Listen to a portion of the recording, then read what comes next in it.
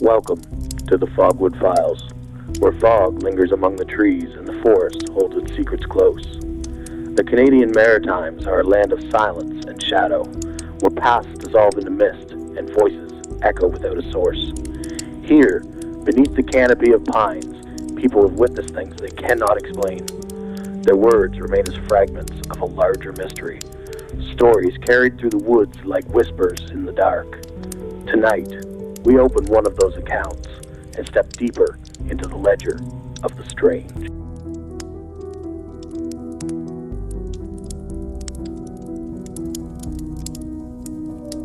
Case File 005, Rake Encounter. Date of encounter, July 2002. Location, Wabana Mines, Bell Island, Newfoundland. Report compiled, May 2023.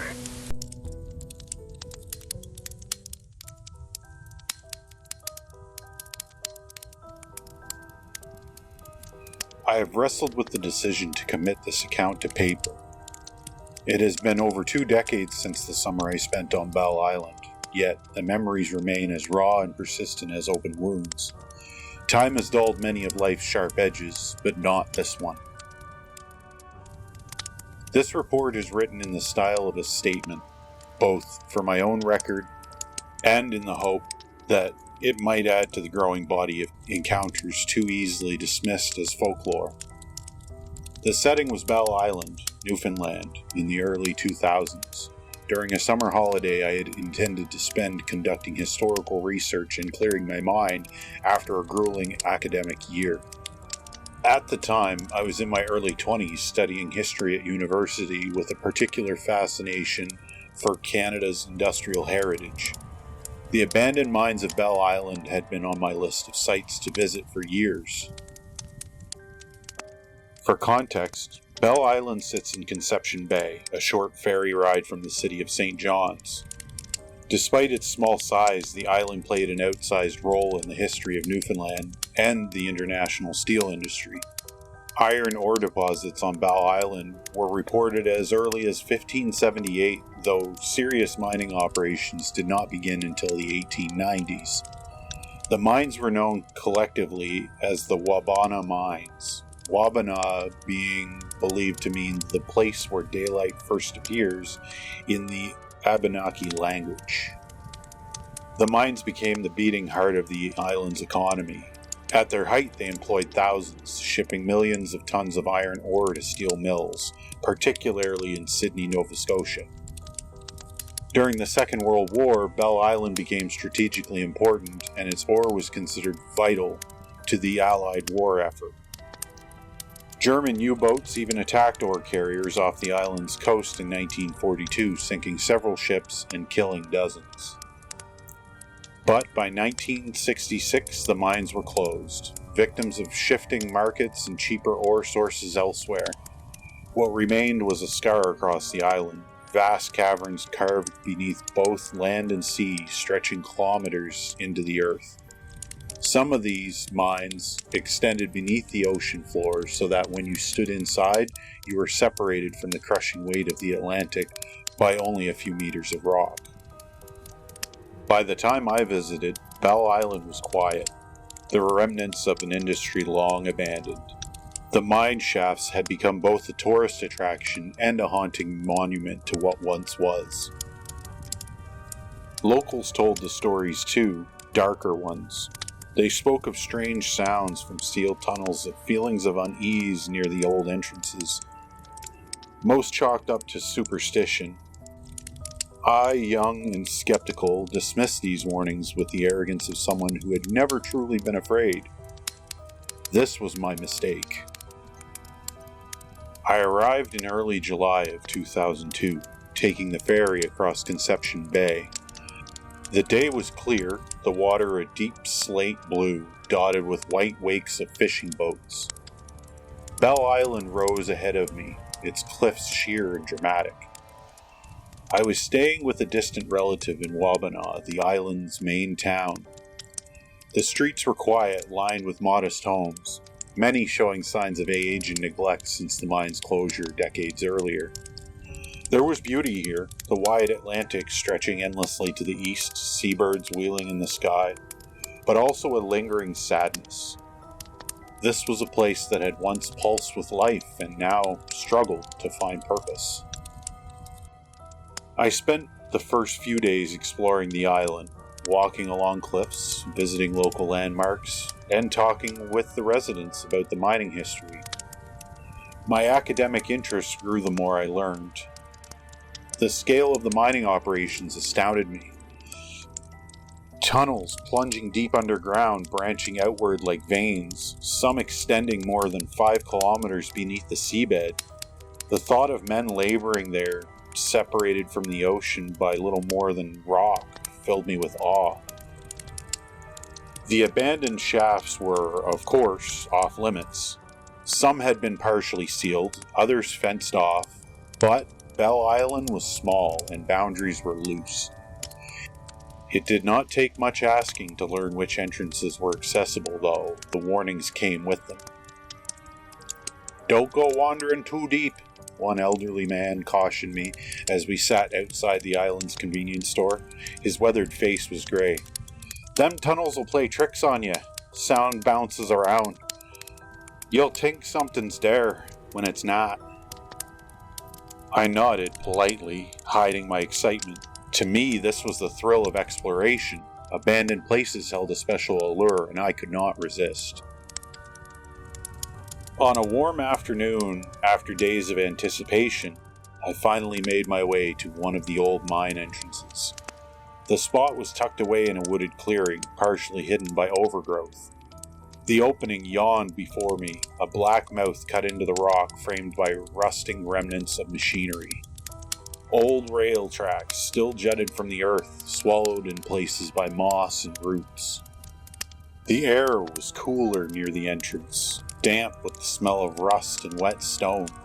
Standing there, I hesitated briefly. The rational part of me recognized the danger. Abandoned mines are treacherous, prone to collapse, with hidden shafts and unstable ground. But youth and curiosity overpowers caution. I strapped on my headlamp, carried a heavy flashlight in one hand, and stepped inside. The transition was immediate. The world of summer, green leaves, chirping birds, the salt smell of the sea air vanished behind me. The air inside was cold, metallic, and thick with moisture.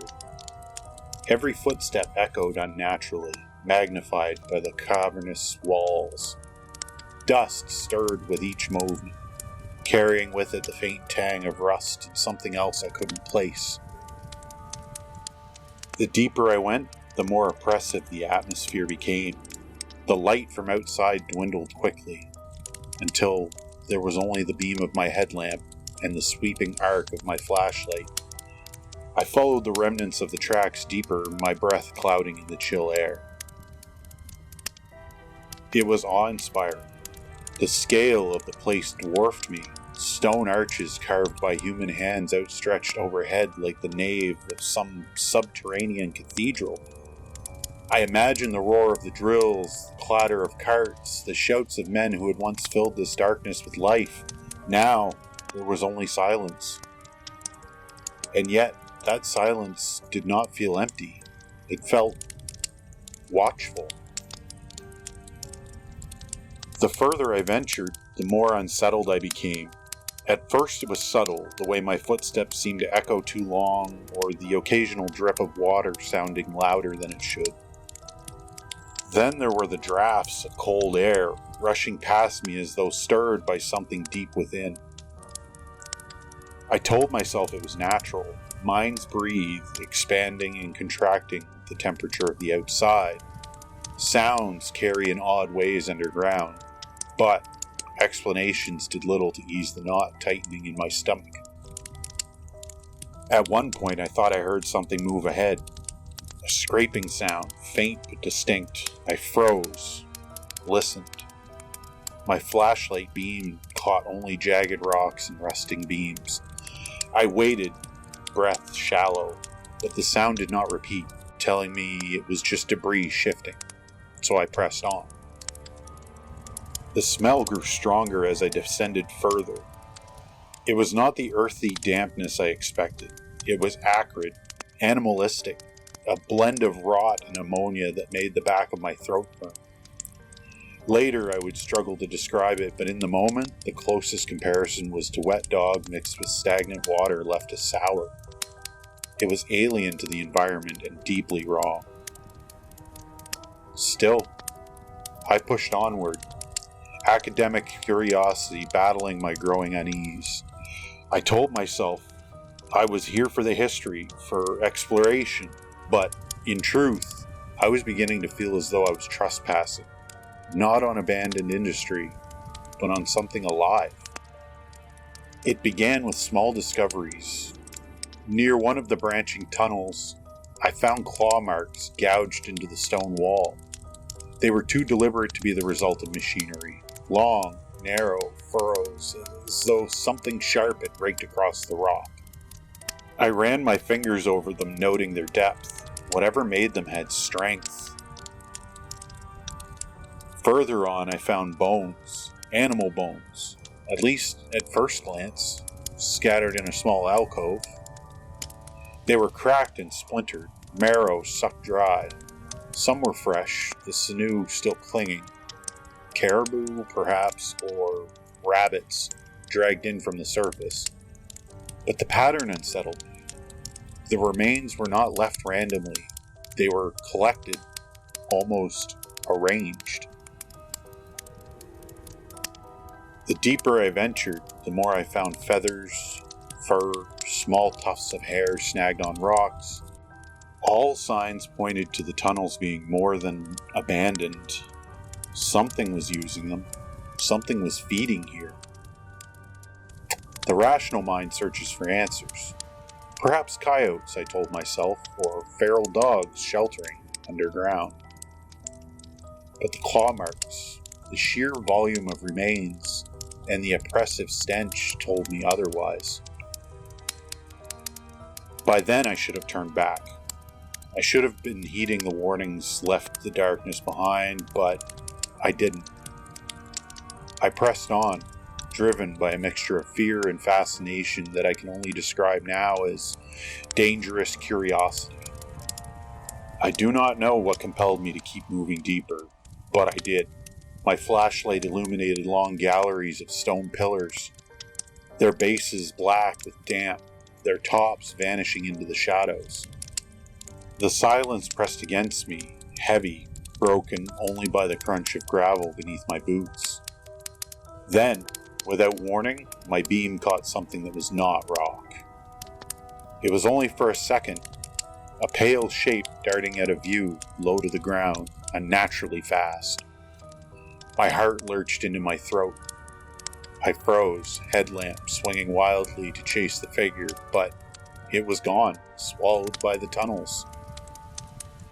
I stood there for what felt like an eternity, chest heaving, telling myself I had imagined it. A trick of light, a reflection against damp stone, but deep down, I knew better. The smell intensified, wet dog, rot, and something sharp like ammonia. My instinct screamed at me to leave, yet my body refused to obey, rooted to the spot in that black cavern. Then came the sound. Not footsteps exactly, but a skittering, as if claws were dragging across stone.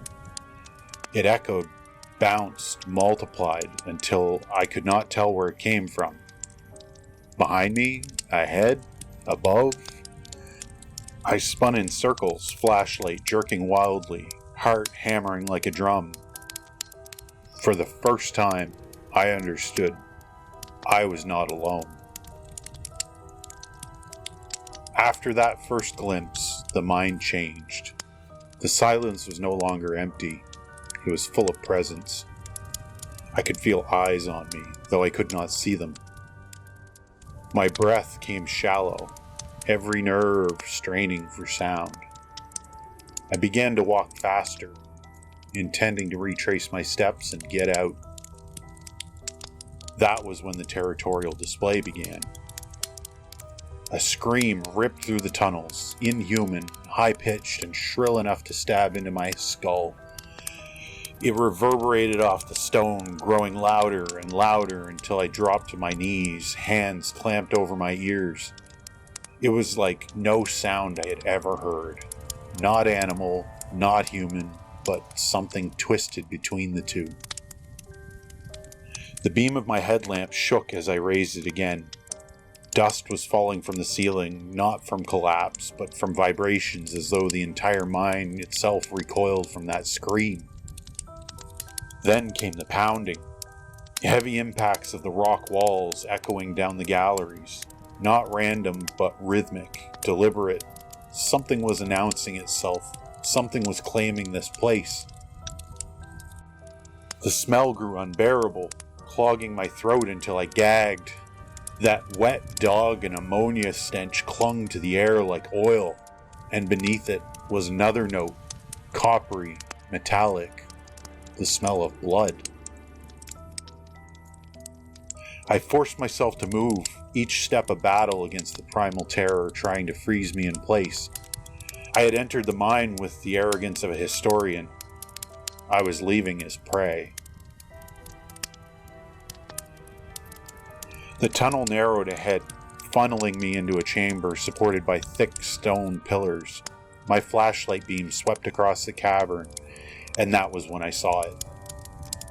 The creature crouched against one of the pillars, half in shadow. Its skin was pale, almost translucent, stretched tightly over an emaciated frame. Its limbs were long, too long, ending in hands that scraped the stone floor with elongated claws. The head was angular, almost human, but distorted. The jaw too wide, the mouth lined with teeth too sharp and too many. And the eyes, black hollow pits, reflected the beam of my light with a sickly glass sheen. It hissed when the light hit it, recoiling slightly, but did not retreat. It studied me, tilting its head in quick jerking motions as though assessing. I could not move. My body refused. Every instinct screamed that to run would trigger the chase. My hand shook violently, the flashlight beam stuttering across the chamber. Then it rose. In a single fluid motion, it stood to its full height. It was taller than any man, its shoulders brushing the low ceiling. The claws clicked against the rock as it stepped forward, slow and deliberate. The scream I had heard earlier was gone, replaced by a low, guttural rasp like air forced through broken glass. I stumbled backward, nearly tripping on the uneven ground. My headlamp caught flashes, its limbs, its teeth, the impossible proportions of its body. The creature advanced with a horrifying patience, like it had all the time in the world. At last, survival overrode paralysis. I turned and ran. I have no memory of the path I took, only of the blind panic that drove me. My footsteps thundered, echoing wildly, my breath ragged in my chest. Behind me, I heard it move. The claws scraping stone, limbs pounding the earth, sometimes close, sometimes far, as though the tunnels themselves twisted its location. The smell followed me, thick and choking. The air seemed alive with it, like the mine shaft exhaled the creature's stench. Sometimes I caught glimpses, a pale flash in my peripheral vision, a shadow darting across the light. Was it hurting me, driving me deeper, or steering me? I couldn't tell. At one point I rounded a corner and nearly collapsed. On the ground lay the carcass of a raccoon torn apart savagely. Its rib cage gaped open, the bones shattered as though cracked by an immense force. Flesh and sinew hanged in strips, the stench was overwhelming, bile rising in my throat. That was when I knew without question, what lived here did not merely haunt the tunnels. It fed here, it thrived here, and I wandered into its den. I don't know how long I ran. My sense of time dissolved into a blur of panic and shadow. My light beam dimmed, the beam flickering as the battery weakened, and terror surged through me at the thought of being left in complete darkness. Finally, impossibly, I saw it. The faint outline of daylight far ahead. My legs burned, my chest screamed for air, but I pushed harder than I thought possible. The sound of pursuit rose behind me, claws raking stone, an ear-splitting shriek that filled the cavern. I burst into the open air like a drowning man breaking the surface. Sunlight struck me, blinding, glorious. I stumbled, fell hard onto the mossy ground outside the entrance, gasping, clawing at the earth as though I could dig myself further into daylight. The mine mouth gaped behind me, a black void in the stone. For a long moment I lay there, staring, waiting for it to emerge. It didn't. The darkness remained still. The stench lingered faintly in the air, but the forest beyond smelled of summer and life. Slowly, shakily, I rose and backed away until the mine entrance was nothing but a shadow between the trees. I left Bell Island the very next morning. I told no one what I had seen. How could I? To admit it out loud was too risky of mockery or disbelief. I returned to the university, buried myself in books, tried to convince myself it had been a hallucination. Fear compounded the oppressive mine environment. But nightmares followed me. The image of that pale, gaunt figure crouched against the pillar. The echo of its scream in the tunnels. The smell. Always the smell. Years later, I would learn that others had spoken of strange things on Bell Island. Shadows in the mines, strange cries, the sense of being watched. Few accounts exist, scattered and inconsistent. But in each, there is a common thread. Something still lives in those tunnels, long after the miners left. I believe it. I believe I survived by accident, by mercy, or perhaps simply because it allowed me to. What I encountered in the Wabana mines does not fit neatly into the categories of history or folklore. Some would call it the Rake, a name whispered on the internet for a creature pale, human-like, but twisted into monstrosity. Others might say Wendigo, though the legends differ. Perhaps it's neither, but something older, something that thrives in the forgotten dark places where humanity no longer belongs. What I know is this: Bell Island is not empty. The mines are not abandoned. And the thing I saw, the thing that screamed in the dark, it's still there. End of report.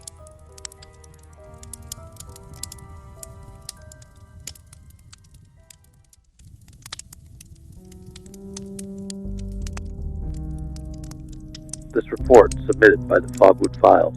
Another account pulled from the fog and preserved in the records. If you'd like the next story to find its way to you, be sure to like and subscribe so you'll be here when the next fire is lit. Until then, stay close to the firelight, because in the woods, you're never truly alone, and something is always waiting just beyond the glow.